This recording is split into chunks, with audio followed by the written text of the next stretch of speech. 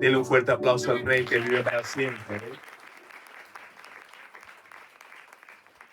Que nos podemos encontrar en este lugar. Pueden tomar asiento, los niños pueden ir con nuestro hermano Jesús. Damos gloria al Señor que hoy nos encontramos acá y damos gloria a Dios por la vida de Frederick que hoy nos visita. Amén. Respuesta de oraciones.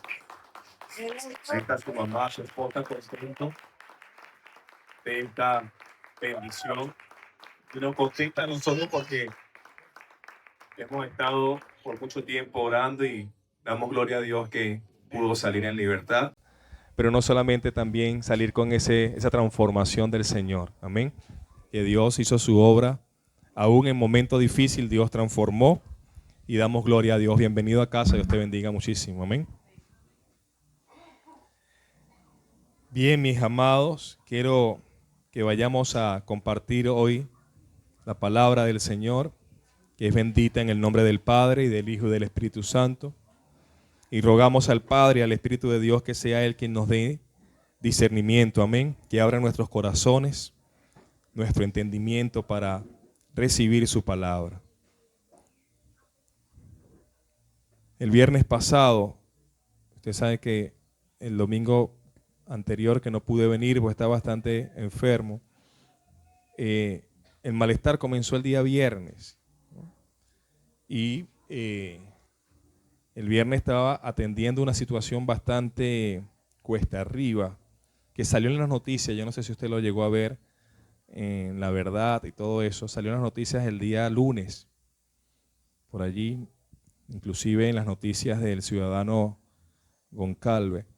Estábamos atendiendo un caso bastante, extremadamente delicado, que desde casi las 10 de la mañana, 9 y algo de la mañana, casi hasta las 6 de la tarde, estuvimos allá. Ese día teníamos discipulado o clase de escuela de formación ministerial presencial.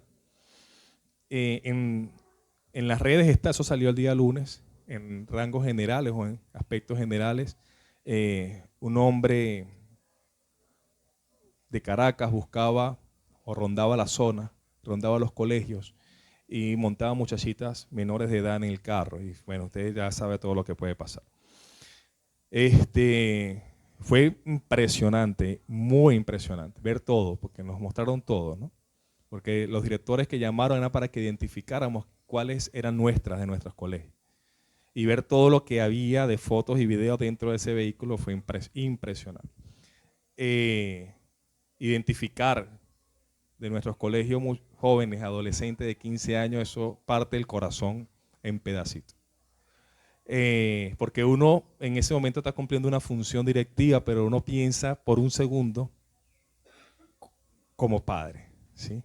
Uno piensa por un momento que uno de nuestros hijos pues, es vulnerable a que pues, pueda acercarse a ese vehículo y por dinero, por manipulación, por hostigamiento y todo pueda suceder.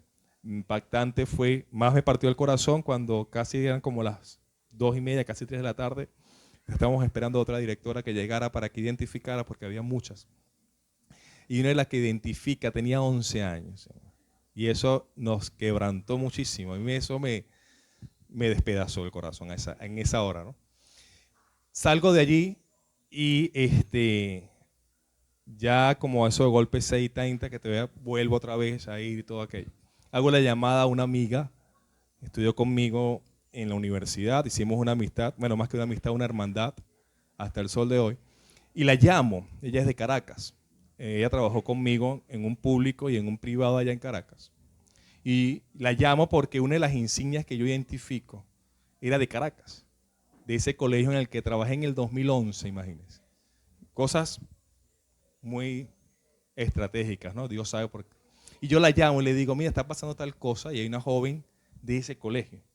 Le digo, hay una joven de ese colegio de alrededor el color de la camisa y los rasgos faciales debe estar entre 12 y 13 años.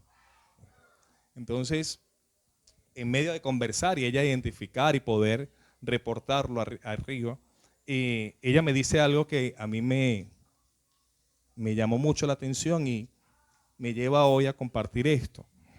Ella me dice, bueno, yo hace rato que salí de ese colegio, no estoy trabajando allí por razones económicas, usted sabe cómo está la situación país. Y bueno, estoy dedicándome a otras cosas. Había otra compañera, que también una amiga que también trabajaba con ella, que era fiel a ese lugar. Y me dice, no está trabajando tampoco allí. Ya se fue hace rato. Y bueno, ahí tuvieron que contratar a 2 personas para que hagan el trabajo que ella hacía. Sí, sí. 2 personas están haciendo el trabajo de una y no hacen ni el 50% de lo que hacía ella.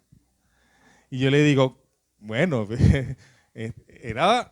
Y me dice, lo que pasa es que la gente no entiende que cuando uno presta un servicio con amor y uno entiende que está sirviendo, fíjense las palabras que ella me dice, está sirviendo, en este caso a la educación, pues debe hacerlo bien y debe hacerlo con fidelidad.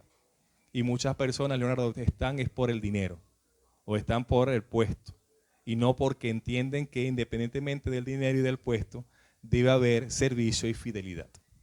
Yo me quedé con esa frase que a mí me enganchó, que era, y es lo que quiero compartir hoy con ustedes, de cómo ver desde un aspecto que no es cristiana, nada de eso, es ver la vida de servicio, o cómo debe ser la vida de servicio.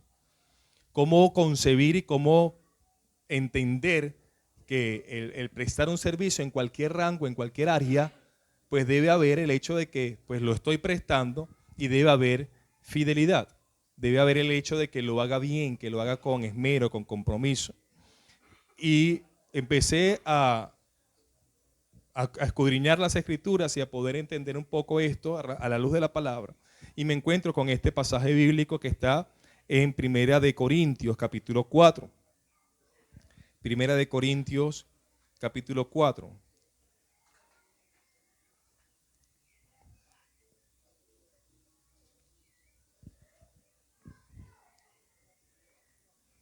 Amén. ¿Lo tiene allí? Dice la palabra del Señor en el versículo 1 y 2. Que todos nos consideren servidores de Cristo, encargados de administrar los misterios de Dios. Ahora bien, a los que reciben un encargo se les exige que demuestren ser dignos de confianza. La Reina Valera dice que cada uno sea hallado fiel, dice la Reina Valera 60. Y dice, bueno, que ellos puedan ser encargados o puedan ser hallados dignos de confianza, demuestren ser dignos de confianza. He titulado este pasaje de hoy, o esta prédica de hoy, Administradores fieles en el discipulado. Tomando en consideración que hemos venido hablando de discipulado y cómo nosotros ser administradores fieles en nuestra labor de discipulados. ¿Por qué?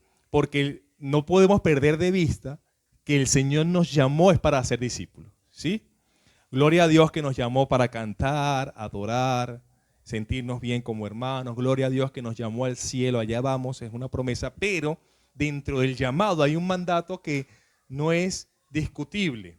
Dentro del llamado hay una demanda de Dios y es, haz discípulo. O sea, yo te alcancé a ti y es necesario que a través de ti se sigan alcanzando para el reino de Dieso es algo central en el creyente. Eso es algo central e importante en la vida del cristiano.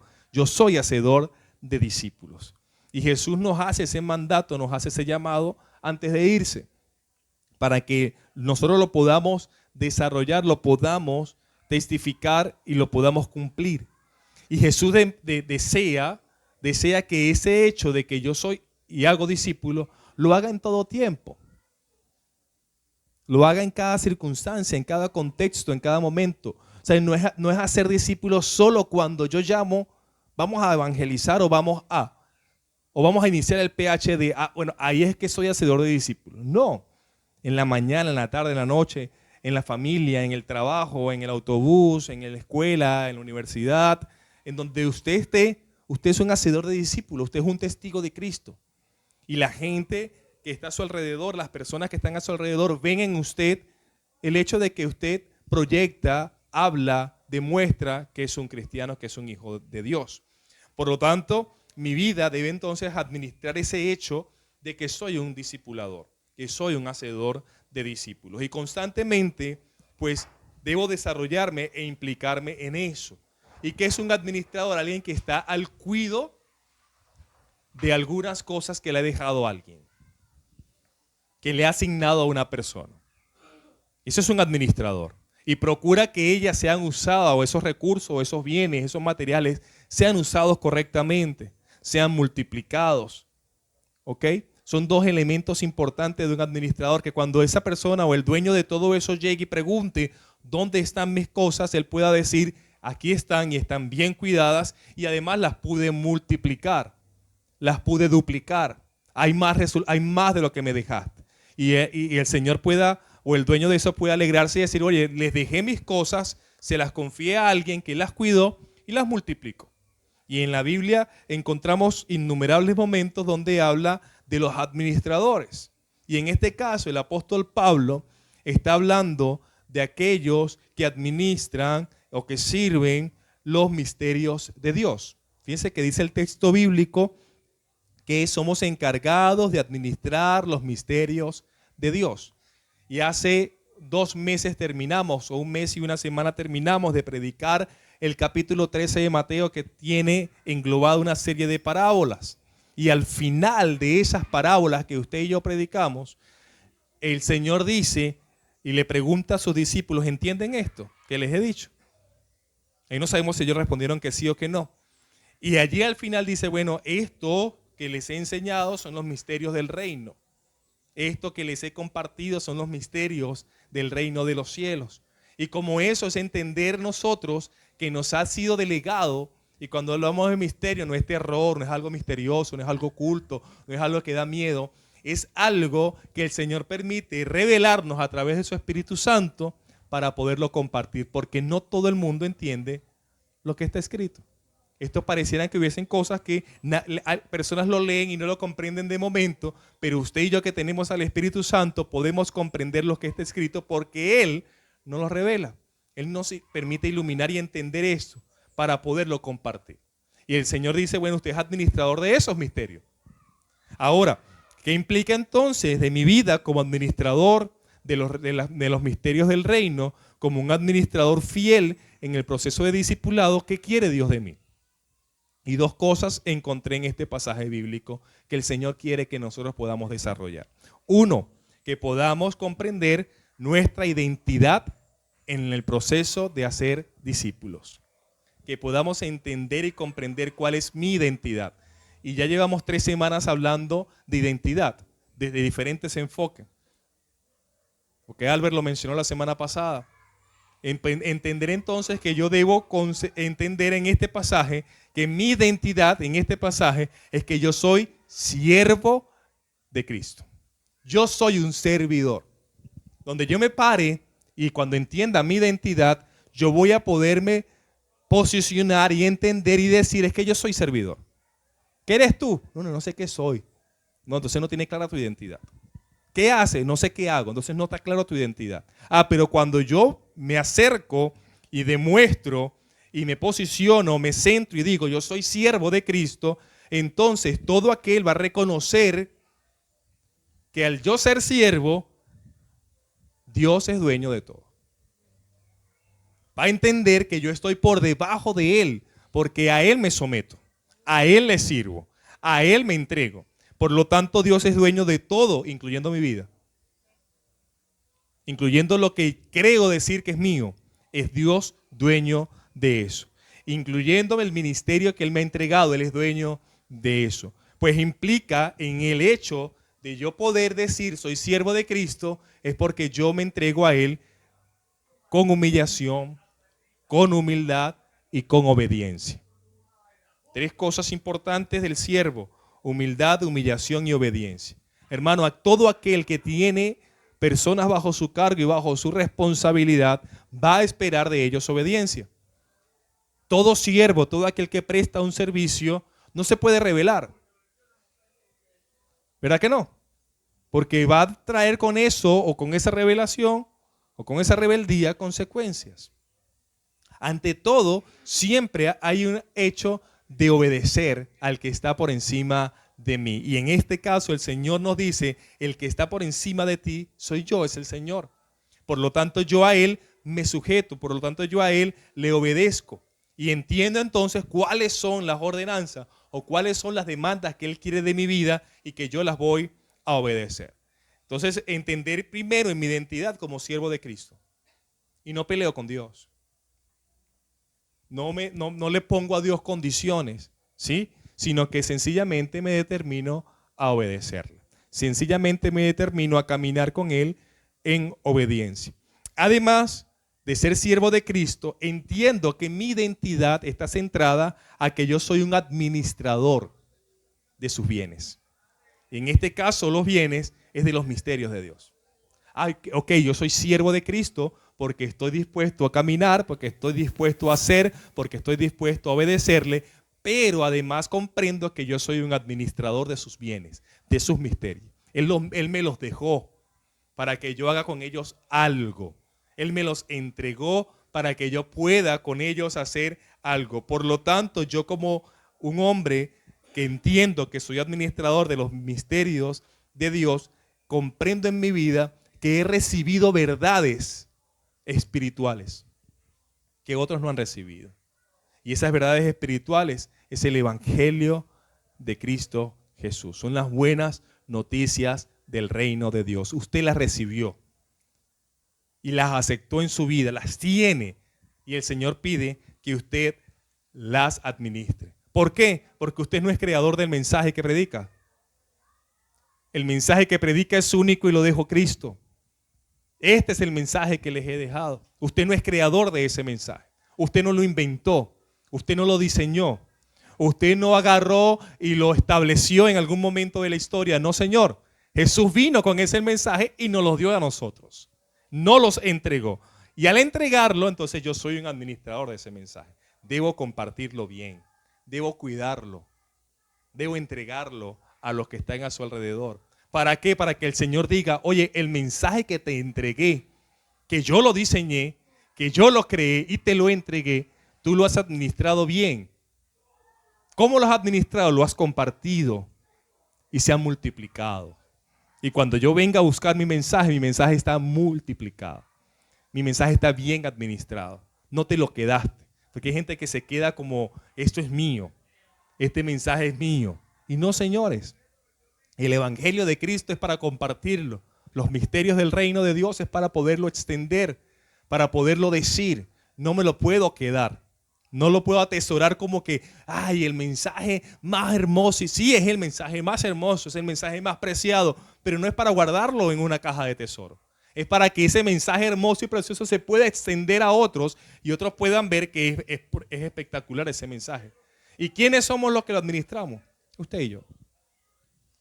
Los que tenemos eso para poderlo compartir a otros. Y una de las mejores cosas que usted puede hacer es ser un portavoz de ese mensaje de Cristo Jesús. Entonces, en su identidad como creyente, en su identidad como discipulador, usted es siervo de Cristo y usted es un administrador de las buenas noticias del Evangelio del Señor. Y la segunda que el Señor quiere que nosotros desarrollemos en nuestra vida como administradores fieles en el discipulado es que seamos responsables. El Señor espera responsabilidad. Y es una palabra quizás a veces fácil de decir, pero muy difícil de cumplir. Porque ante el momento en que yo no cumplo con mi responsabilidad, nace algo para poderle dar respuesta a mi responsabilidad. Y se le llama excusas. ¿Sí? Y en donde yo no la pude cumplir, mi responsabilidad con Dios, y entonces, para poderme salvar, le busco excusas para que me entienda el por qué no la pude cumplir. Pero el Señor quiere que nosotros seamos responsables con lo que nos ha entregado, los misterios del reino. Estoy hablando de eso, ¿ok? No se me vaya. El Señor quiere que seamos responsables con el hecho de que soy su siervo y con el hecho de que administro las buenas noticias del Evangelio. Que cuando me pregunte qué hiciste con los misterios, yo no le diga excusas. Yo no le ponga peros, sino que yo pueda presentarme a Él responsablemente con lo que hice de lo que me entregó. Por eso el Señor dice en el versículo 2, hay una palabra que dice, se requiere que los administradores, dice el texto bíblico, se requiere. En la nueva versión internacional dice, ahora bien, a los que reciben un encargo se les exige. Es decir, allí viene una demanda, unas condiciones, unas solicitudes, unas exigencias. Eso viene en el contrato. Te acepta como Señor y Salvador. Amén. Nota, exigencia. Se requiere. Usted que viene a ser un administrador mío, el Señor Jesús dice, requiero de ti y me dice que requiere. Por lo tanto, en el Señor, pues aceptarlo, no es solamente aceptarlo, pues no es opcional. Hay que entender que hay un estándar divino en el discipulado que Dios me demanda, que Dios me exige, que Dios quiere de mí. Y va partiendo entonces con el hecho de cuando yo vea esa nota en el contrato y diga se requiere, yo tengo que cumplir eso. Yo tengo que ser responsable con el Señor porque yo le dije que sí. Porque yo le dije te acepto. Porque yo le dije creo en ti. Porque yo dije Señor voy contigo. Entonces debo entender que eso va a requerir de mí una responsabilidad. ¿Y cuál es su responsabilidad, amados míos? Es que usted sea hallado fiel. Esa es la única exigencia que el Señor pone allí. Dice, se les exige que demuestren ser dignos de confianza. En la versión 60, repito, se requiere que cada uno sea hallado fiel.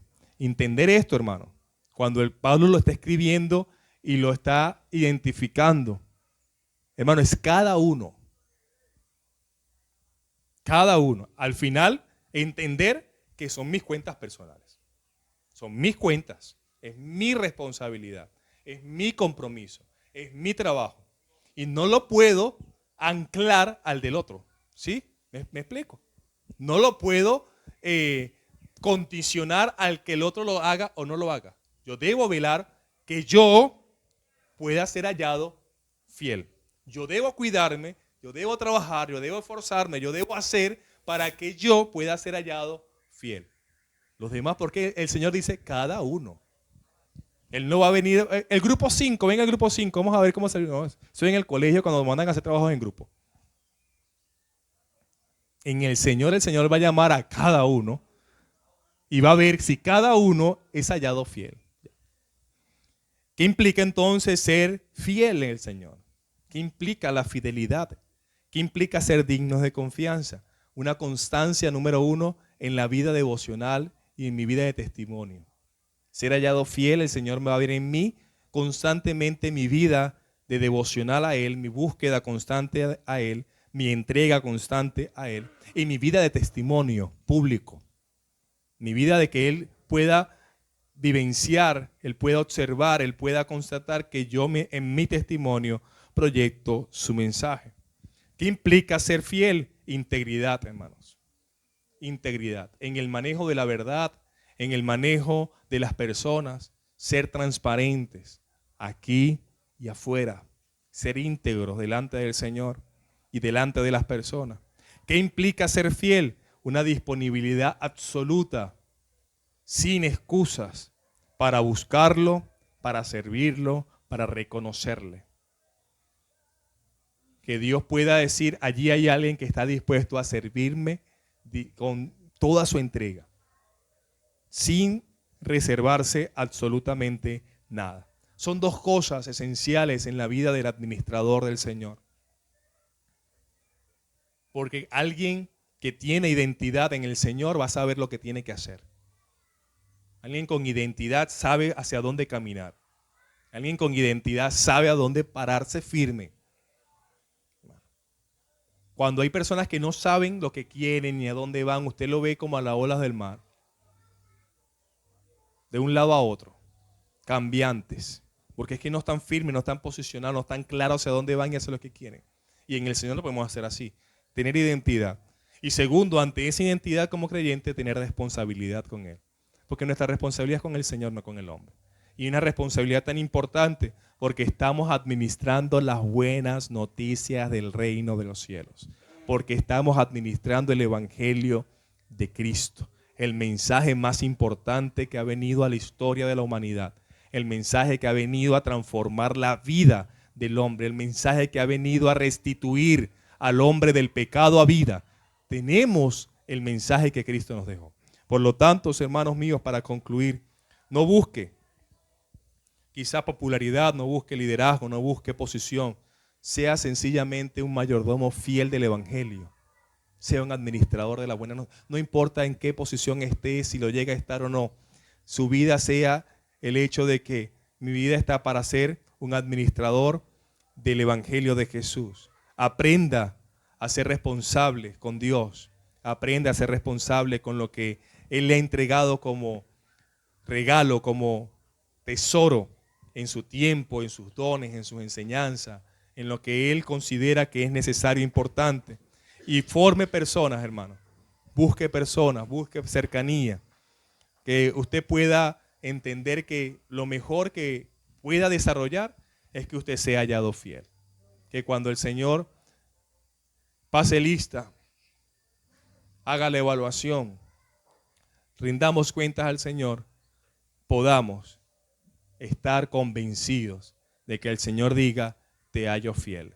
Has sido digno de confianza, has sido íntegro, has sido una persona con disponibilidad absoluta a servirme, porque has estado claro en lo que se te ha entregado. Camine con eso, sea un administrador fiel en su vida diaria, sea un administrador fiel en la comandancia absoluta de llevar el mensaje de Cristo. Para eso estamos, amén. Póngase en pie, vamos a orar al Señor para terminar. Y darle gloria a Dios porque nos ha permitido tener ese tesoro del Evangelio. Porque nos ha permitido tener ese mensaje de valor importante y que nosotros podamos compartirlo, amén. No nos quedemos con eso que muchas personas necesitan de Cristo Jesús. Padre, te damos toda la alabanza a ti, Señor. Porque eres fiel, porque eres bueno, Señor. Gracias por escogernos, gracias por llamarnos, Señor. Por alcanzarnos, Jesús, con tu mensaje. Ayúdanos a ser fiel, Señor. Ayúdanos a ser fiel con el Evangelio que tú nos has entregado, con el cual nos has alcanzado para vida. Para ser testigos íntegros. Para ser testigos responsables, Señor. En cada una de nuestras áreas, Señor. En cada uno de nuestra vida de servicio. En nuestro ejercicio diario, Señor. De nuestros ministerios, de nuestra labor. Que entendamos que solo somos administradores. Solo cuidamos lo que tú nos has entregado y multiplicamos eso, Señor, en otros. Que entendamos que somos siervos tuyos para obedecerte en todo tiempo. Para estar bajo tu dirección, bajo tu gobierno, Señor. Humillados delante de ti, Señor, con humildad. Entender que eres Dios, que eres el Señor, que eres el dueño de todas las cosas, incluyendo mi vida, Señor.